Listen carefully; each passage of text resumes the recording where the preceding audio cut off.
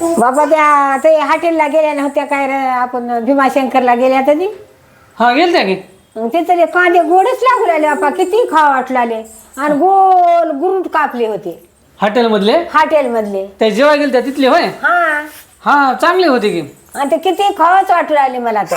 हा ते आपल्या घरचा आज कापलो एक हा. तर तसं कापाय बी येईना गेलं हा आणि निरस्वराचे तसे ते न्यारीच लागू लागले. अर्धा खाला कांदा आणि अर्धा फेकून दिला. काय माहितीये काय करतात लोक हॉटेलवाले, हा काढल्या दिवशी साखरेचं पाणी करतात. हा हा हो आणि त्या साखरेच्या पाण्यामध्ये हा. ते कांदे भिजू घालतात सगळे.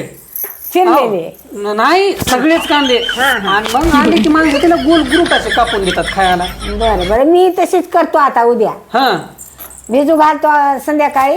कशा साखरेच्या पाण्यात. हा हा आणि तुला कंपनीला जाताना न्यारीला बसलास की तुला चिरून देतो खायला. हा खाय मग.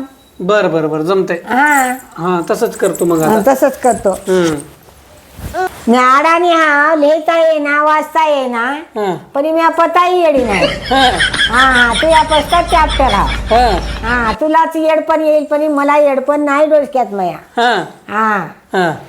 त्या बापानं काही भिजू घातले होते काय साखरेच्या पाण्यात कांदे. हा, मग तूच म्हणायच की गोड लागायलेत म्हणून. गोड लागू लागले, पांढरे कांदे होते म्हणून गोड लागू लागले. नाही बाबा, मी तर तुला ते खरं ते सांगलो मी. हा मग तुला भिजू घालून उद्या देतो म्हणाला आम्ही. बा काय हा खाय मग तितके.